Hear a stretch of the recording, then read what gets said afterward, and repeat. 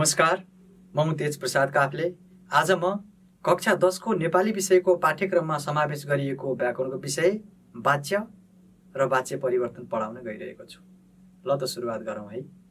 तो आजको विषय रहेको छ वाच्य र वाच्य परिवर्तन।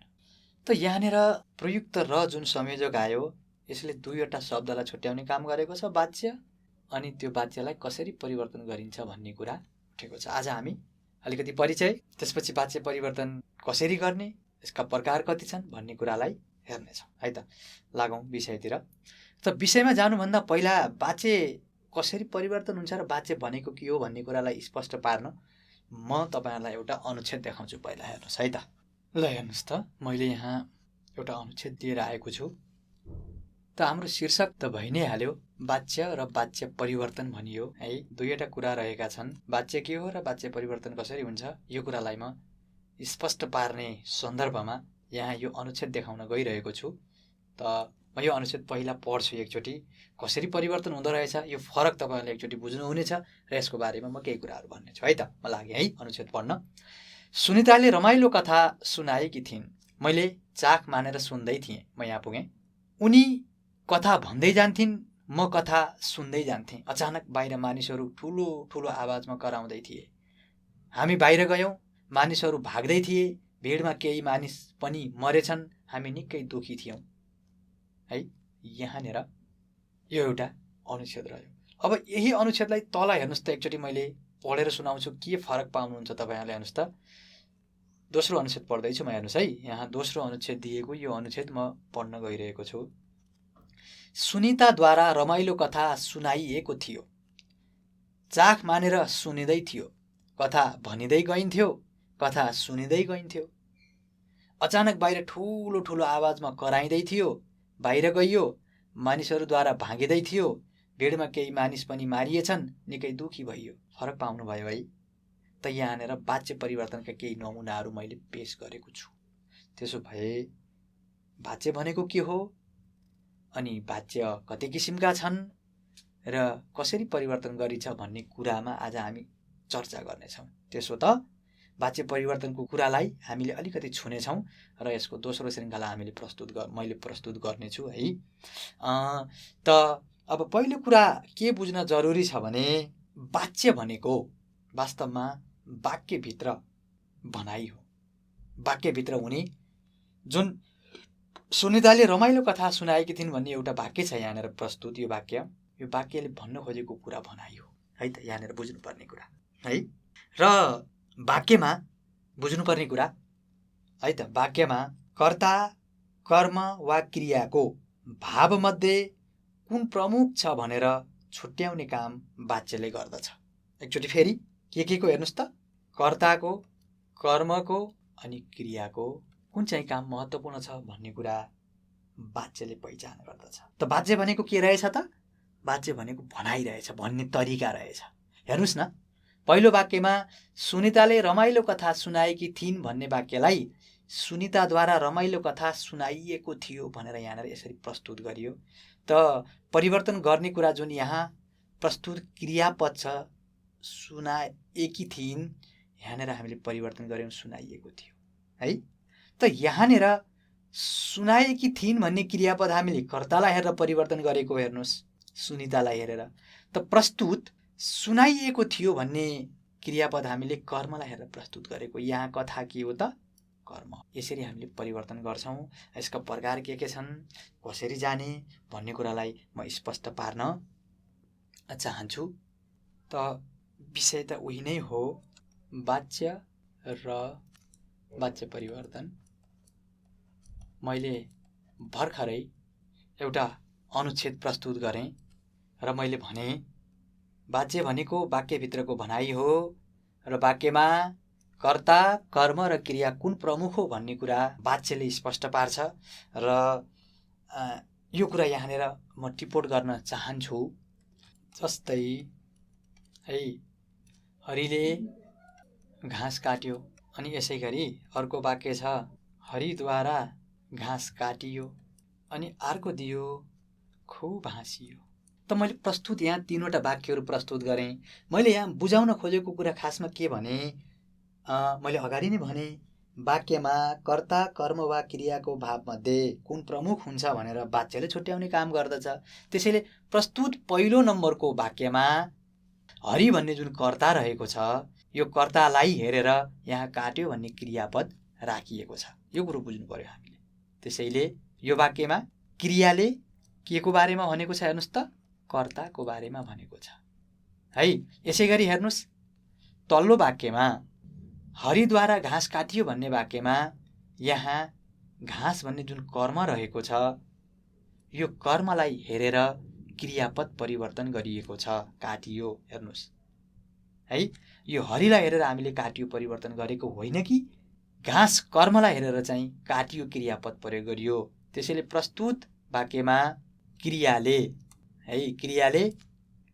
कर्मको बारेमा वर्णन गरेको छ र प्रस्तुत तल्लो वाक्यमा है भाव यहाँनिर चाहिँ क्रिया नै आफैमा सर्वेसर्वा भएकोले यसले क्रियाले भावका बारेमा वर्णन गरेको छ। त यसरी हेर्दा मैले भनिरहेकै कुरा, वाक्यले कर्ता कर्म र स्वयं क्रिया, भाव भनेको क्रिया नै हो है, क्रियाको भावमध्ये कुन प्रमुख छ भन्ने कुरा वाक्यमा स्पष्ट पार्दो रहेछ। पहिलो वाक्यमा कर्ता, दोस्रो वाक्यमा कर्म र तेस्रो वाक्यमा क्रियालाई देखाएको छ। त यही आधारमा वाच्यलाई 3 भागमा विभाजन गरिएको छ। यसका प्रकार भनेर लेखौँ है। पहिलो प्रकार रहेको छ कर्तृवाच्य, यसलाई 1 नम्बर भनौँ है। अनि दोस्रो प्रकार रहेको छ कर्मवाच्य, यसलाई 2 नम्बर भनौँ र तेस्रो नम्बर भनौँ यसलाई भाववाच्य। त वाच्यका 3वटा प्रकार रहेछन्। अब हामीले यिनलाई एक एक गरेर हेर्नेछौँ।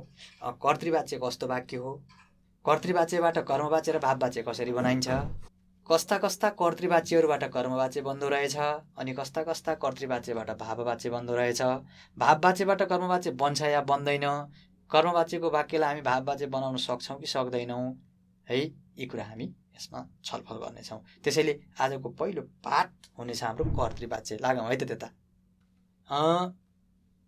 पहिलो प्रकार अन्तर्गतको हाम्रो पहिलो प्रकार रहेको छ, हामीले 1 नम्बर भनेका छौँ यसलाई कर्तृवाच्य।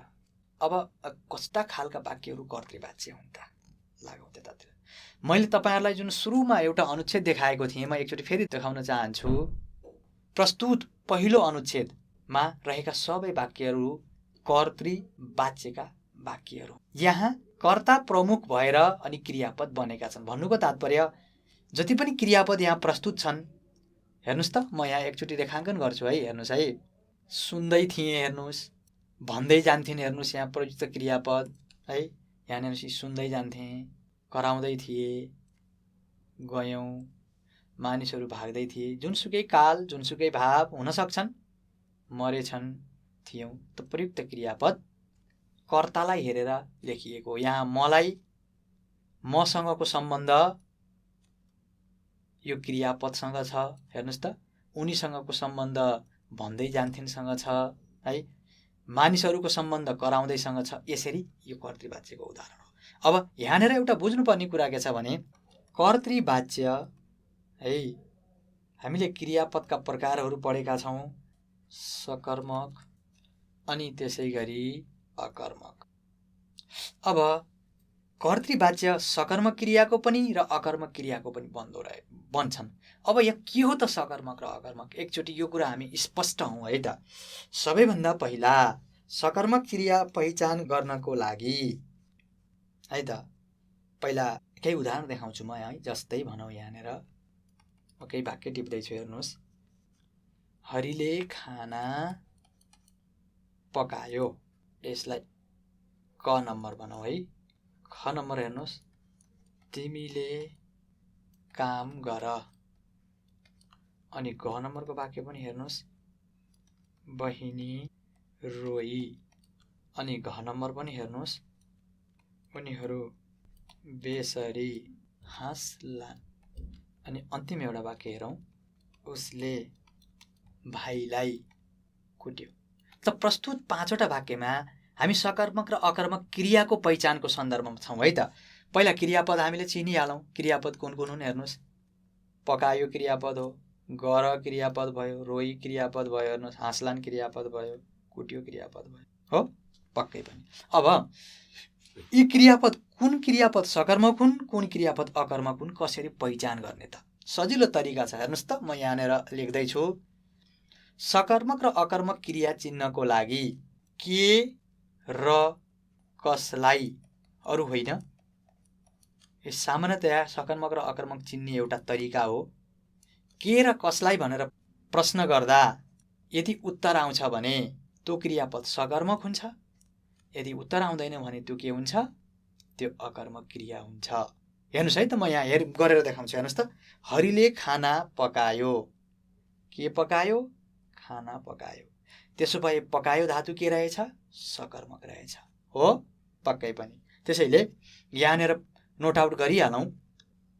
सकर्मक धातु भनेर यहाँनिर नोट गरिहालौँ। हेर्नुहोस्, पकाउ धातु है त। पकाउ धातुबाट बन्ने जुनसुकै कालका र भावका वाक्यहरू के भन्ने भए त, ती सकर्मक रहेछन्।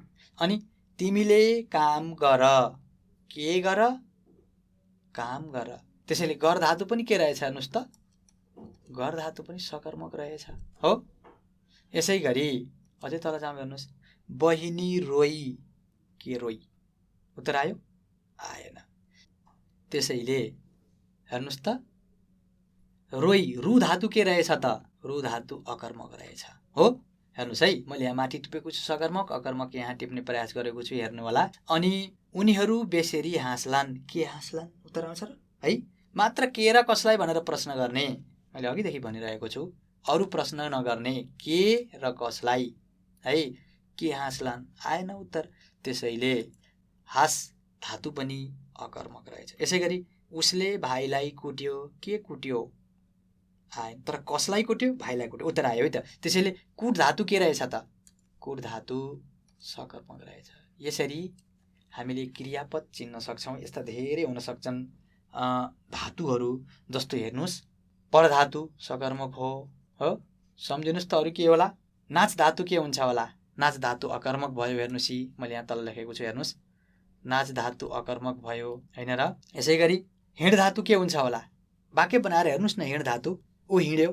के हिँड्यो? उत्तर आएन। हिँड धातु पनि के रहेछ हेर्नुहोस्, यहाँनिर लेखेँ मैले, हेर्नुहोस्, हिँड धातु पनि अकर्मक रहेछ। अनि अर्को, उसले सिनेमा हेर्यो। के हेर्यो? सिनेमा हेर्यो। त्यसैले हेर धातु के रहेछ?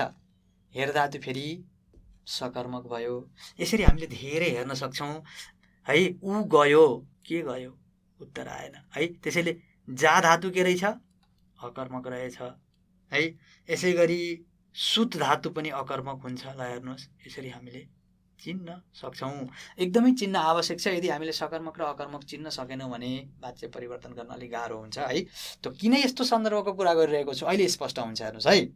यसपछि अरू पनि हेरौँ। उसले भात खायो। के खायो? भात खायो। खा धातु के रहेछ? सकर्मक है। यसै गरी अरू के हुन्छ होला? सोच्नुहोस् त। उसले खाना थप्यो। के थप्यो? खाना थप्यो। थप धातु के भयो त? थप धातु पनि सकर्मक भयो।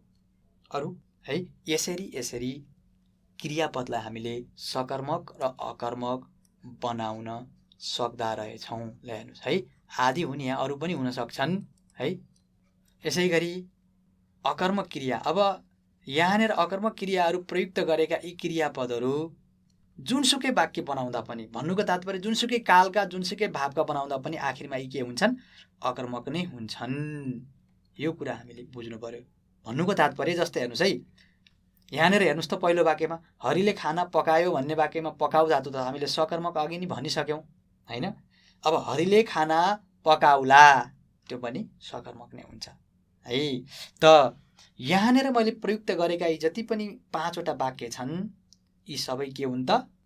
कर्तृवाच्यलाई बुझाउने वाक्यहरू हुन्। यहाँ प्रयुक्त सबै क्रियापदहरूले कर्ताका बारेमा भनेका छन् है। कर्ता भनेको हरि, तिमी, बहिनी, उनीहरू, ऊ का बारेमा यी क्रियापदले वर्णन गरेका छन्, जुन अघि मैले यहाँ रेखाङ्कन हेर्नुहोस् त यी रेखाङ्कन गरेका। ठिक छ। अनि अर्को कुरा, कर्तृवाच्यहरू सकर्मक क्रिया अनि अकर्मक क्रिया दुवैका बन्दा रहेछन्, होइन त? हेर्नुहोस् त मैले जुन रेखाचित्र सुरुमा देखाएको थिएँ, कर्तृवाच्य सकर्मक क्रिया अनि अकर्मक क्रिया बन्दा रहेछन्। म अझ सजिलो बनाइदिन्छु यहाँ तपाईँहरूलाई। हरिले खाना पकायो, के भयो यो? सकर्मक है। अनि तिमीले काम गर पनि सकर्मक है। यसै गरी बहिनी रोई अकर्मक। यसै गरी उनीहरू बेसेरी हाँस्लान्, यो पनि के भयो? अकर्मक नै भयो। उसले भाइलाई पिट्यो, यो के भयो? यो सकर्मक भयो। ल हेर्नुहोस्, यहाँ प्रयुक्त सबै वाक्यहरू कर्तृवाच्य हुन्। त्यसो हो भने अब यहाँ अर्को एउटा महत्त्वपूर्ण कुरा छ, म देखाउन चाहन्छु। सकर्मक क्रियाको कर्तृवाच्यलाई हामीले कर्मवाच्य बनाउँछौँ र अकर्मक क्रियाको कर्तृवाच्यलाई हामी भाववाच्य बनाउँछौँ, है त? यहाँनिर बुझ्नुपर्ने कुरा छ। फेरि एकपटक, सकर्मक क्रियाको कर्तृवाच्यलाई हामी कर्मवाच्य बनाउँछौँ अनि अकर्मक क्रियाको कर्तृवाच्यलाई हामीले भाववाच्य बनाउँछौँ। यहाँनिर बुझ्नुपर्ने कुरा एकचोटि मनन गर्नुहोस्। हामीले सकर्मक र अकर्मक क्रियापदको कुरा किन गऱ्यौँ है? कर्तृवाच्य सकर्मक र अकर्मक दुवैका बन्दा रहेछन्, जुन मैले तपाईँलाई यहाँ धेरै उदाहरणहरू दिएँ, देखाएँ है। सबै कर्तृवाच्य हुन्। त प्रयुक्त कर्तृवाच्यहरूमा जुन सकर्मक क्रियाबाट बनेको कर्तृवाच्य छ त्यसलाई हामी कर्मवाच्य बनाउँछौँ र अकर्मक क्रियाबाट बनेको कर्तृवाच्यलाई हामी भाववाच्य बनाउँछौँ। ठिक छ। ल त्यसैले अब हामी भन्न सक्छौँ कर्मवाच्यको वाक्य के भाववाच्यमा परिवर्तन हुन्छ? हेर्नुहोस् त, हुँदैन है। अनि भाववाच्यको वाक्य के कर्मवाच्यमा परिवर्तन हुन्छ? त्यो पनि हुँदैन। तर भाववाच्यको वाक्य कर्तृवाच्यमा परिवर्तन हुन्छ कि हुँदैन? पक्कै पनि हुन्छ। र कर्तृवाच्यको वाक्यलाई हामी भाववाच्यमा अथवा भाववाच्यको वाक्यलाई हामी कर्तृवाच्यमा परिवर्तन गर्न सक्छौँ है। एकचोटि फेरि भन्छु म, कर्तृवाच्यको वाक्यलाई हामी कर्मवाच्य र भाववाच्य बनाउँछौँ। सकर्मक क्रियापदबाट बनेको कर्तृवाच्यलाई हामी कर्मवाच्य बनाउँछौँ र अकर्मक क्रियापदबाट बनेको कर्तृवाच्यलाई हामी भाववाच्य बनाउँछौँ। त मैले सुरुमा तपाईँहरूलाई देखाएको यो अनुच्छेदमा मैले प्रस्तुत गरेका क्रियापदहरू कोही कर्मवाच्य छन् त कोही भाववाच्यमा छन्। त कर्मवाच्य र भाववाच्य कसरी छुट्टिन्छ? सकर्मक र अकर्मक क्रियापदले चिनिन्छ। हेर्नुहोस् त यहाँनिर, कथा भनिँदै गइन्थ्यो होइन, कराइँदै थियो। अब यहाँनिर चाहिँ कराउनु, भाइ करायो, के करायो उत्तर त आएन नि, त कराउ धातु अकर्मक रहेछ। यसरी हामीले परिवर्तन गर्छौँ र यहाँनिर मैले यो अनुच्छेद देखाएँ।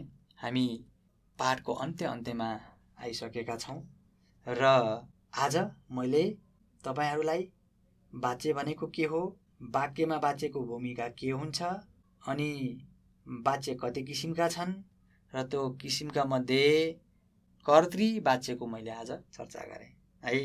त पाठको हामी अन्त्यमा आइसकेका छौँ र म जाँदा जाँदै तपाईँहरूलाई अलिकति गृह कार्य दिन चाहन्छु। काट, गर, नाच, रुनु अर्थमा भनेको है।